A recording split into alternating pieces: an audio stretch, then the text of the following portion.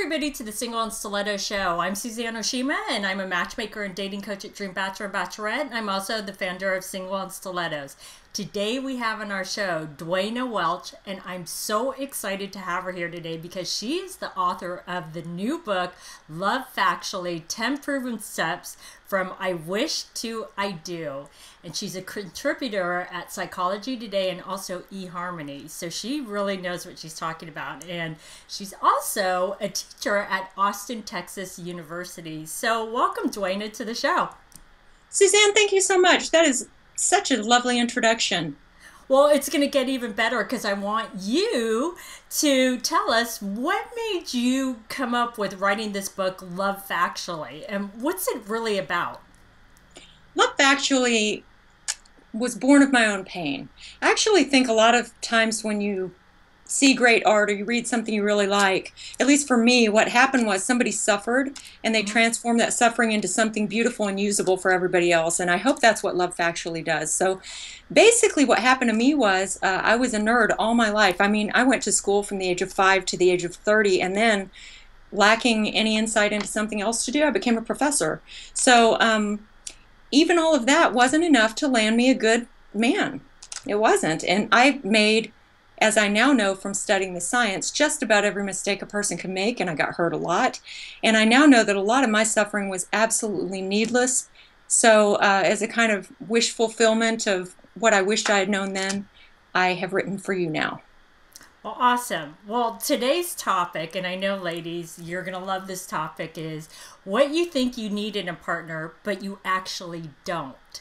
So, Duana, tell us some of the things that women think they need in a partner that they actually don't. Well, I came up with this huge list, but I think we're just going to stick with 5 things. Okay. The first thing a lot of people think they need when they first start dating is they need every shared interest. That is so true. Yeah, they think they need to share all the same interests. I remember when I was dating, there was a man who thought that we both had to be vegetarian and we both had to enjoy mountain biking. I can't even say what the right term is because obviously I don't do it. And I like medium rare burgers, you know. So we just weren't a match. And if vegetarianism was really, really important, like a 10 out of 10, then yes, we need to share that. That's a values thing, and you do need to share values. Right. You know, from studies in more than 37 different societies right now that you do need to share values. You do need to share some core similarities. You do need to match in terms of your personality and some of your goals, but you don't have to share every little thing. So like last year, I did some extra teaching, and I sent my husband on a 3-week safari to Kenya, and I didn't go. I stayed here and raised our daughter and wrote my book, and I nerded it up, and he went on safari, which is his thing. And then we had a lot of great stories to share by Skype, like you and I are doing now. And we didn't have to share everything, and we have a wonderful marriage. It's just, science finds it's just not necessary, and that's kind of my whole shtick is, what does science tell us about what we really need and what we really don't? Right, and I love that you said that because what I picture it as, and I always tell this to my clients, is you should have your own life, and then he should have his own life, and then, but then you also have a life together. It's not like you have to do every single thing together because then you kind of get sick of each other. Yeah, and some people, I do have people in my life where they live in each other's pockets. You know, they're just alike and they do everything together and they're very happy. So it's not the case that being too similar will undermine your relationship, but you don't have to have everything just alike. I mean, find your comfort zone with how different you can be, and then draw your line there. Don't draw your line out, we have to be just alike. Exactly. Okay, so what's another thing that women think they need in a partner, but they actually don't? It kind of blows me away, but a lot of women, even in their 30s, 40s, and 50s, really think they need a cool guy. You know, they need someone cool. And I'm just going to synopsize 45 years of really good science for you in one sentence right here. If you can find and be someone kind and respectful, then your love life is going to go great. And if you can't, it's not. And kind and respectful are not the same thing as cool. I really enjoy Brené Brown's books. She really goes into how people who are really fulfilled, who are really genuinely themselves, very few of them are what we would think of as cool. And I'm going to ask you a question about that because what I find as a matchmaker is, would you include in the cool aspect a guy that's hot? I guess appearance, yeah, it's one aspect of cool. I will tell you this, as far as appearance, it's important to have someone who either matches you, it's Mm-hmm. called the matching phenomenon, Mm-hmm.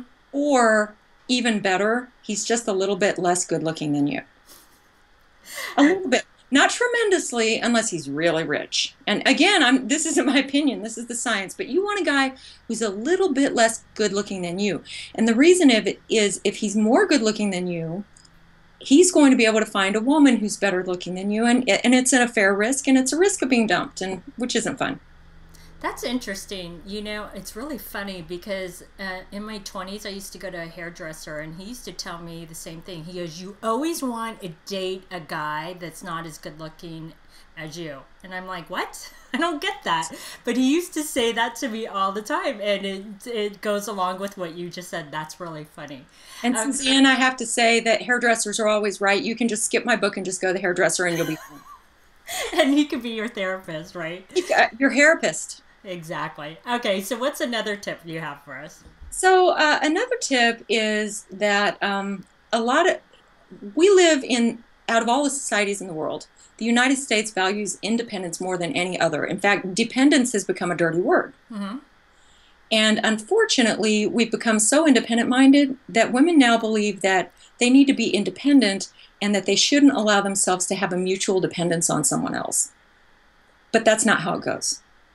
How it goes is, I had surgery last week and my husband took care of me the whole time I was in the hospital. How it goes is, he had surgery another time and I took care of him. How it goes is, you need each other and you take care of each other. And the most fundamental question that we know of in psychology is, are you there for me? That is the basic question of a relationship, and it should be the foundation of any healthy relationship. And if that answer is no, if you can't picture this person showing up at all your important events and all your crises, they are not the one. Exactly. And I just have to add to that because as a matchmaker, I see this happen a lot. And a lot of women don't realize this. And quite honestly, I didn't realize it until I became a matchmaker. And the fact of the matter is that men don't mind if you have a career. They want you to have a career and be passionate about whatever it is that you do. But like Duana said, is that you don't want somebody that is so independent that you don't really need a man, that you act like it's a turnoff to a man. So a lot of my clients will say that they get turned off by women that are too independent. And there's nothing wrong, again, with having your own career, but don't go to the extreme of, I don't need a man, I don't need a man, I could do everything on my own, right? And you know, really you could do everything on your own. I mean, I have a PhD. I can hire people. I can do almost everything on my own, but my gosh, my life is so much happier because I don't have to. And my heart is so much more open because I'm open to interdependence. And that's really what you're talking about, is that quality of having some softness and vulnerability to you. And that is attractive. Exactly. Okay, so what's another point? So another point is, we currently tend to believe in our society that love is the only reason to get married and to stay married, or even to get into a relationship and to stay into a in a relationship. Mm-hmm. And you know, the Beatles told us love is all you need, and I love the Beatles, but my apologies, they're just wrong. They're just wrong. I don't know if you realize, but until the 1950s, love wasn't even the primary reason people got married. Love was always important. It's the number one important thing everywhere in the world. You should never, it's like, you should never leave home without it. You need it. But if that's your only criterion, let me tell you, Suzanne, you can fall in love with a lot of people who are just flat out wrong for you. Just because you love them does not make them right. You need to have a lot in common. You need to have mutual kindness and respect and all these other things we've been talking about. And you need to have a solid basis of friendship. And if you also feel love and sexual attraction, then you've got the whole package. Go for it. But if all you've got is love and sexual attraction, you do not have a deal. That is very, very true. Okay, so do you have any more points for the ladies? I do. I have one more. Okay. Okay, so I don't do matchmaking per se, but I sometimes have private clients. And one thing I've noticed is, you know, these are well-heeled women who can afford to pay my hourly. And they want a man who's even wealthier than they are. Mm-hmm. They want somebody who's got the same number of degrees or more money. And research globally shows that the wealthiest women want a man who's wealthier still. Right. And this is true even if you're a lesbian, you want somebody who's wealthier still. And here's the thing, you're going to cheat yourself right out of a partner if you insist on that a lot of the time. Well, you know, this is what I find as a matchmaker, and the reason why most women want a man that's wealthier than them. It's not so much that a woman's a gold digger. That's not what it is. What we're saying is a lot of women don't want to have to support the man, and that's their issue. So what would you tell those women?